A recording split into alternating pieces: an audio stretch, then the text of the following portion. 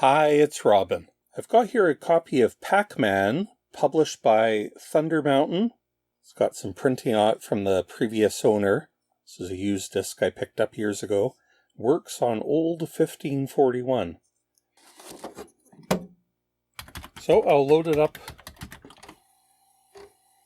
That's the publisher, Thunder Mountain. I think this was released around 1988, like a budget re-release on disc here in North America. I like the occasional game of Pac-Man, even nowadays. But there's something about this particular version. Here we go, Pac-Man. Copyright Atari, 1983. And that's because Atari originally programmed this way back in 1983 through their Atari Soft division, which didn't just make games for Atari platforms, but also for Commodore and other popular 8-bit platforms at the time. So this rather dull-looking title screen has what I think is a bug in it. It says press F5 to change the difficulty. You see that icon above? It's just kind of black and white and stripy. There's the key, which is the highest level. Press it again, it goes back. And those are supposed to be the famous Pac-Man cherries that are the fruit that Pac-Man picks up in the first couple levels. You see how they're just not right? Let's give it a quick try. It's a fine version of Pac-Man. It looks and sounds pretty good. The only thing that's really missing is the intermissions. It doesn't have that, and I think that's because this was originally just an 8K cartridge, and they didn't expand it all. Oh, there's the cherries. You see how they're in color? Can I get to them in time? Oh, nope.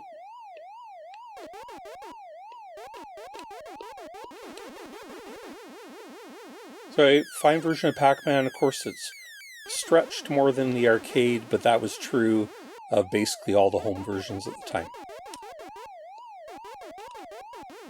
Anyway, we're not really here to play Pac-Man, even though it's pretty fun still.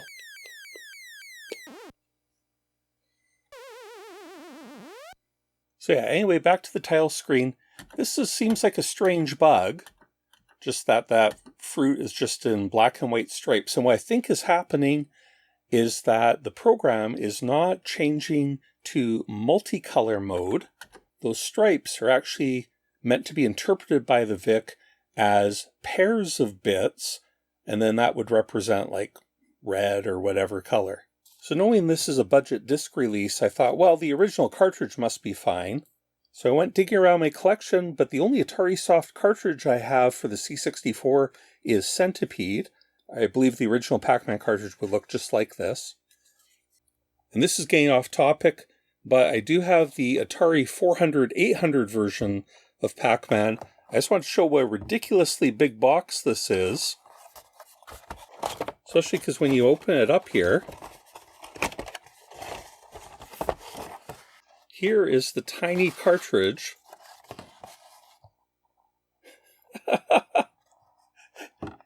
Isn't that ridiculous? I think this might have been a major step in the evolution of the whole big box for computer games. I think this might be where it started. Well, it probably isn't really where it started, but they sure are huge. So getting back on topic here, I did find a copy of the original Atari cartridge image, a CRT file, online, put on the SD card, and put it here in my Kung Fu Flash, courtesy of the future was 8-bit. Give it a try here. Here we go. Almost unbelievably, the same problem is even here. I know this isn't the original cartridge, but I found a couple cartridge images online, tried them both, and they have the same problem. If anybody has an original Pac-Man cartridge for the C64, I'd love you to give it a try, but I'm almost certain this is a good dump that has exactly the same problem. I looked into it more, and Datasoft also did a disc release of Pac-Man using the Atari Soft version. It also has this problem. I found a G64 of it online.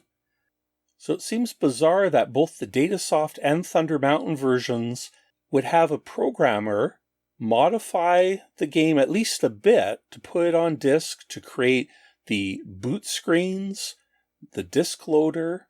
Even if they're just using the kernel, a programmer was involved to adapt the cartridge version, but none of them fixed this super obvious bug. 3 times it was released in North America, and it was broken every time.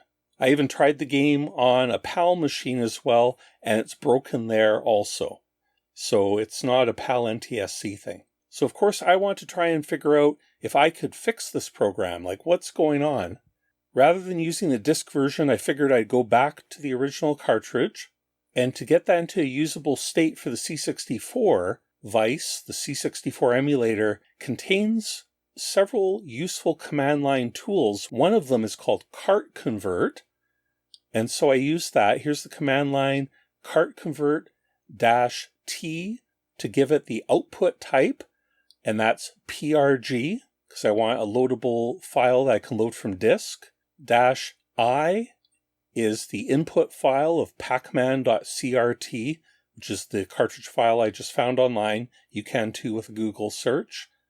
-O is the output, Pac-Man.prg is what I want to call it.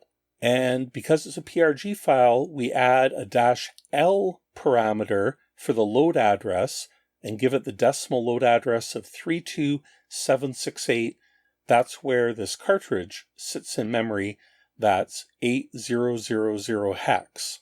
And the resulting file is 8,194 bytes long, which is exactly 2 bytes more than 8 kilobytes. And that's because a program file has an extra 2-byte header for the load address. Okay, so I won't be using my disk drive anymore today. I'll unplug it and plug in my micro IEC. And I've put that program file on the SD card. And of course, I'll be using my Super Snapshot. Just put in a pack folder here. And we'll load pacman.prg, 8,1. Okay. And it can be started with sys 33696. And there we go. It's the same cartridge image, but loaded from my SD card. So we'll just freeze it now and go into the Super Snapshot modder and see if we can fix this.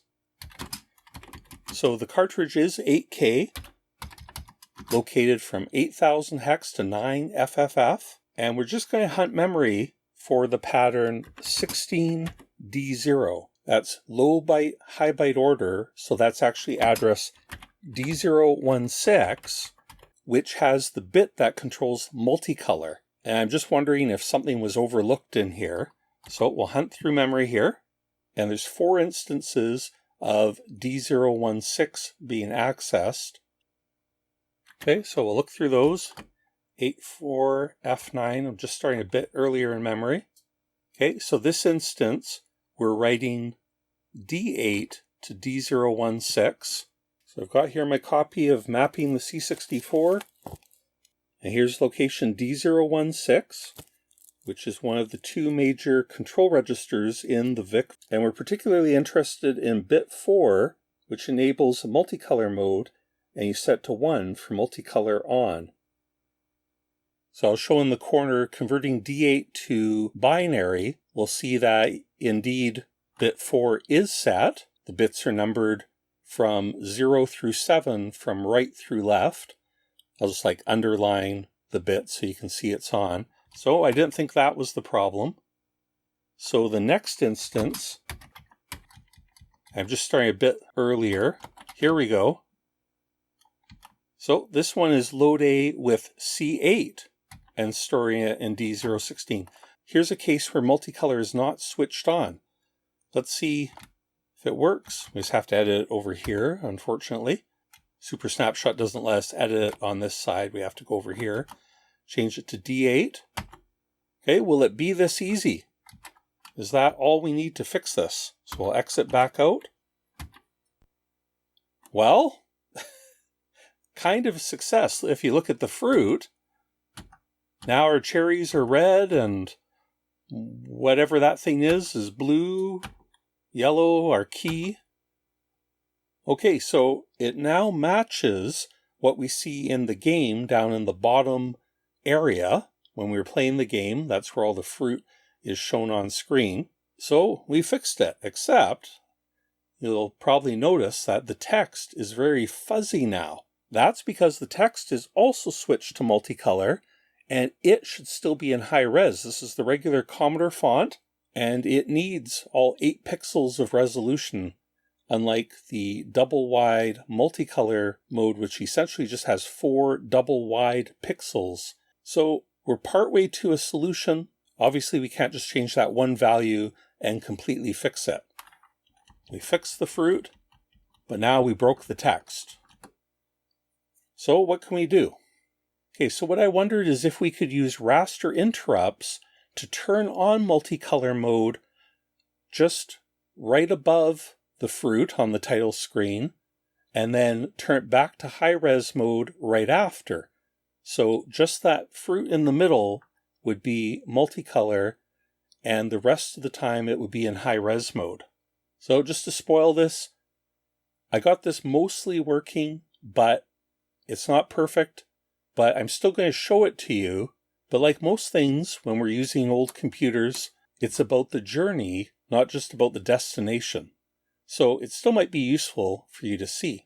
Okay, so to try and do a raster interrupt solution to this, we'll go back into the monitor, and we're going to hunt through memory again, through the cartridge space for 12D0. That is low high byte for location D012, which is the current raster line.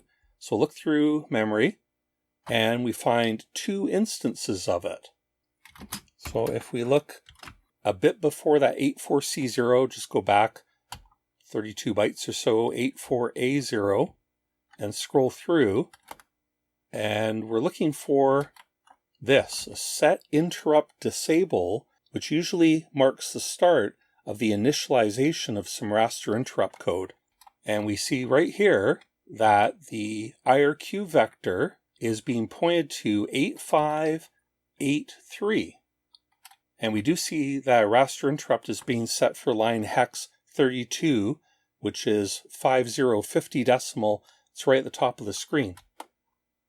But let's try and look at this interrupt, 8583. So this is the IRQ handler code, and it acknowledges the raster interrupt. Seen this kind of code, and here's the other instance of writing to D012. Again, raster line 50 decimal. Okay, so there's an existing raster interrupt. Let's see if we can use or abuse that. So instead of raster line hex 32, which as I said is at the top of the screen, we want one about halfway down the screen, just before the fruit on the title screen, just above it. The raster is retracing the screen from top to bottom at 60 Hertz, 60 times a second on an NTSC machine.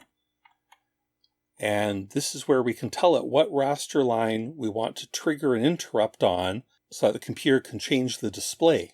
So I worked out that 80 hex, or 128 decimal, works out nicely just above where the fruit is displayed. And the math for that is 10 character rows of 8 pixels each. So that's 10 times 8 is 80. Adding in that 50, you get 130. But you usually want a raster interrupt to happen a couple scan lines earlier, because the VIC actually fetches the graphics in the row before, and then you might need another raster line just because of whatever handling code is being executed here ahead of time. Anyway, and sometimes it's just a little bit of trial and error. That's okay. Remember, we're doing this for fun.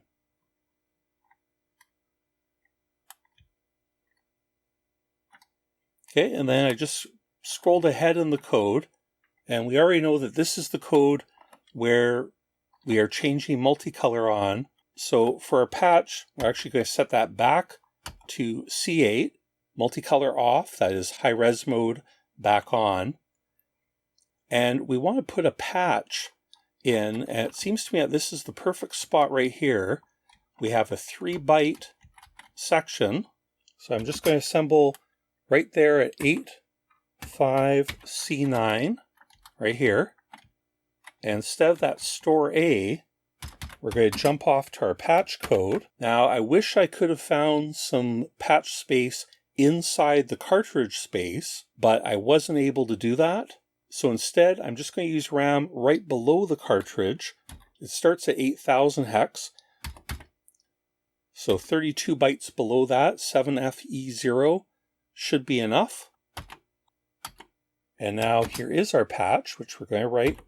We're going to assemble to 7FE0. So the first thing we need to do is actually just do what the original code was going to do. This is where we're putting our patch. So store A D018. We need to do that ourselves because we overwrote that with the jump. And now we can turn on multicolor mode. So that's D8 and store that in D016. And now what we have to do is kill some time. We're just going to load X with 90 hex, decrement X, and we're going to branch if it's not equal to 0 back to 7FEA. So this is just going to execute 90 hex times. Each decrement X is going to burn 2 cycles, and the branch if not equal is going to use up 3 cycles, 5 in total. 5 times 90 hex equals 720 decimal cycles. There's a direct relationship between the raster speed and the CPU. Every scan line on an NTSC C64 takes 65 cycles. So if you divide that 720 cycles that we're burning by 65, you get 11 scan lines, and that seemed to be a safe amount of space. So the interrupt is going to occur right above the fruit. Multicolor is going to be turned on, and we're just going to burn cycles for 11 scan lines until we're below the fruit. And then we're going to jump back to continue on the code, 85cc, which is right here, which is going to turn multicolor back off and continue like normal. So we've just inserted a little wedge. We've moved the interrupt further down the screen, and then we're going to waste some cycles, and then we're just going to jump back and continue like nothing happened. Again, this isn't a perfect solution, but you still might find that helpful. Okay, so we're going to exit and we're going to resume. Okay, and there we go. We've got our fruit in color, and the text isn't messed up and fuzzy. Yay. Okay, let's try playing the game.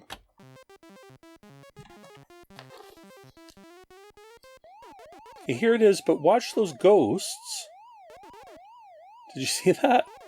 They're tearing when they move, that pink one, the green one, when they're moving above the ghost pen there, they tear. See how they kind of glitch? Their heads get bent a little. So anyway, that's the major flaw with my fix, is by moving that raster interrupt down to that area of the screen, I have inadvertently broken, it's the same raster interrupt that's running even during the game. And as a result, the game's just kind of glitchy now.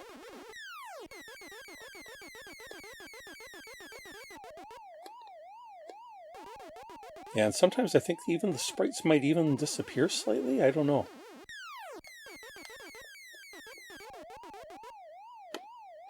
Oh, I gotta get that. Yay. That's the apple there.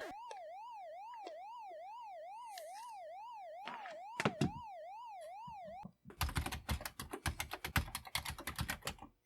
think I'll try a different approach here. So I won't run the program, I'll just go into the monitor. So the thing is that multicolor and high-res text can coexist on the same screen. And they do that by looking at the high bit of the color RAM nibble. If it's set to 1, then it's multicolor mode, and if it's set to 0, then the text or characters display in high res mode. Now the downside is that you only get the first 8 colors available when you're in multicolor mode. So I wonder if there's a way we can initialize color RAM so that it would display the way we want. So let's hunt again through memory. This time for accesses to D800, again, low byte, high byte format. And we have 2 instances quite close to each other. So let's look at that. And here they are. So this definitely looks like a color RAM clearing routine.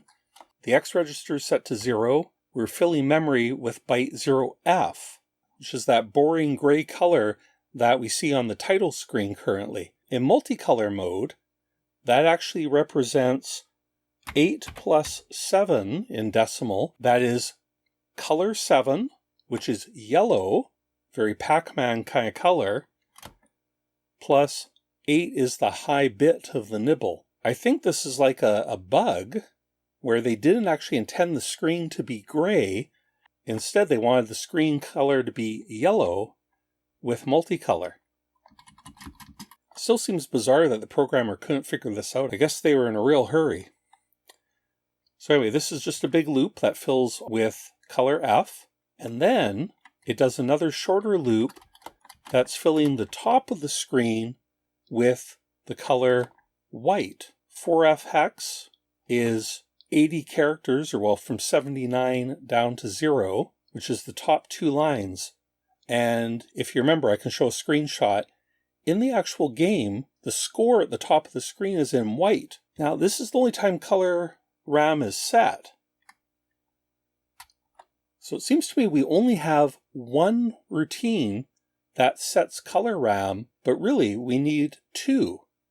And actually, just to further confirm this, we know this is the only code that seems to write to D800, unless we're missing something. I might be searching for the wrong thing, but if we just hunt through memory again, for the location of this subroutine, 3A91, there are 2 instances of it.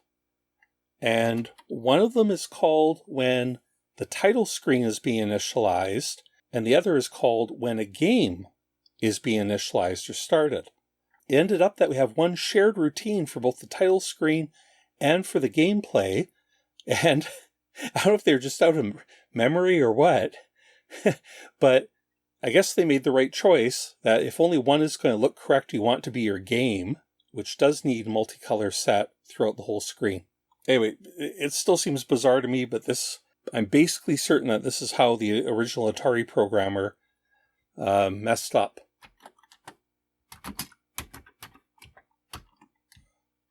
So let's write a new screen clear routine as a patch, and we're going to base it on this existing routine.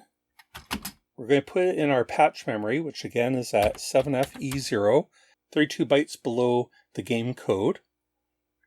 So we'll load X with 0, because again, we're going to be doing the same copy loop.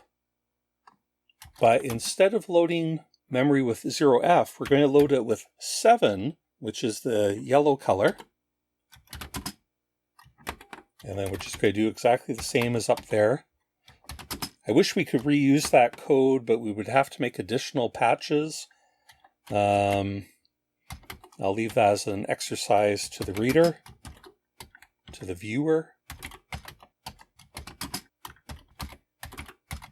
And again, we're going to decrement X, and we're going to branch if not equal to 7FE4.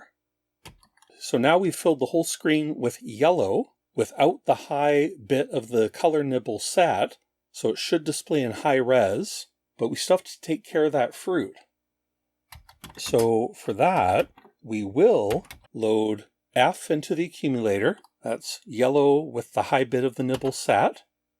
And we're going to store that in color memory at D9CC and D9CD, which are the two character cells where the fruit is displayed. I just figured that out with a bit of math.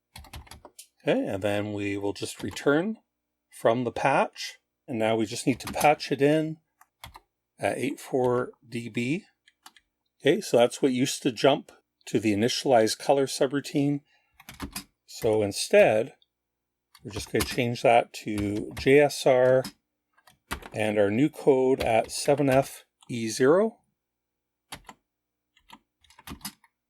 And the one last thing to do is here, we're going to turn multicolor mode on. That's the same location we looked at in the very first place there. I'm just going to save that one to disk because I think this is a good one. File name to device 8 from location 7FE0, which is the start of our patch, to A000, which is 1 byte more than the top of the ROM. Okay, and let's test it out. Again with sys33696. There, it's looking good. There. So now all our text, especially that Pac-Man, looks great in yellow. And we have working fruit. Let's try in key mode. It's the highest difficulty level.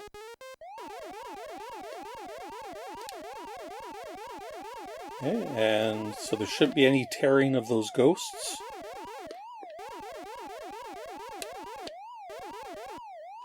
Or not any, that's our fault anyway. I get the key, yes, 5,000 points! Woo!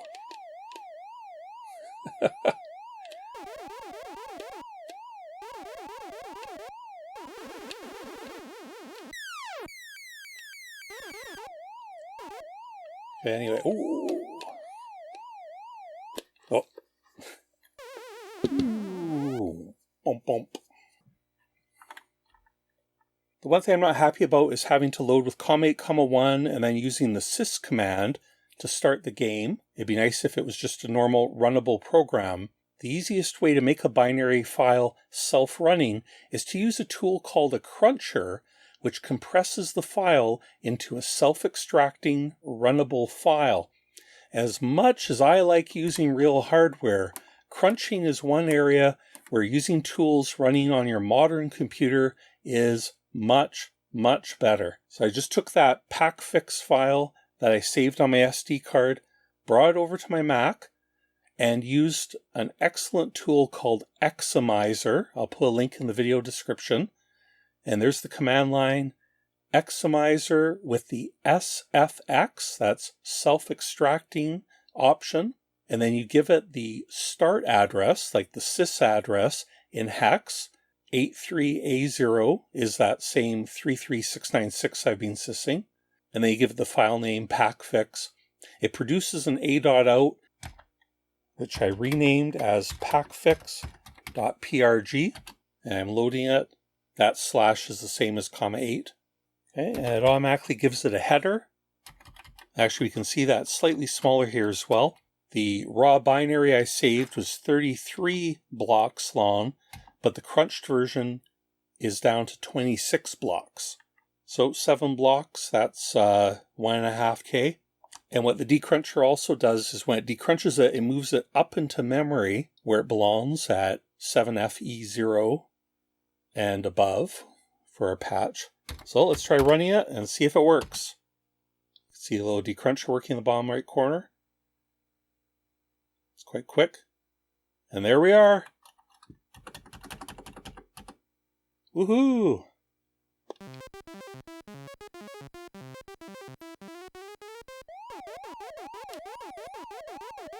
Sure is slow on the original, on the first cherry level there.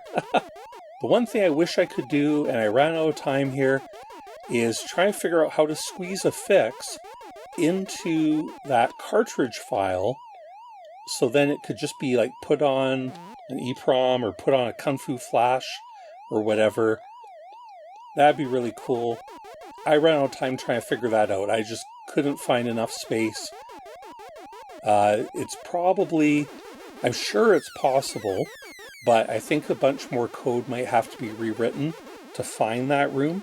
There's probably some optimizations that could be done in here to clear up the, I don't know if it's about somewhere between 20 or 30 bytes that we need extra.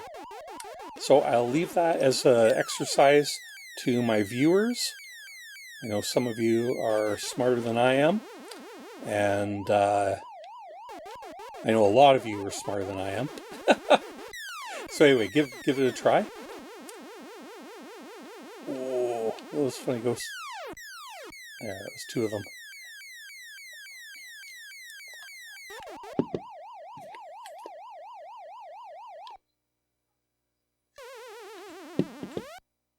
Game over. Thanks very much to my patrons for their support. It's because of them that I make these extra nerdy videos. Thank you for watching, and we'll talk to you next time.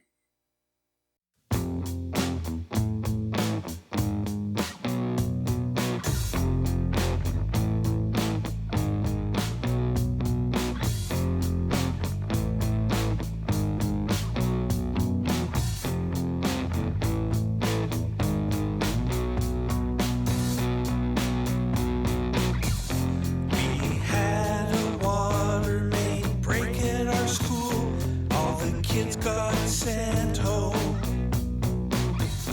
My parents were both at work, so I got sent to a classmate's house.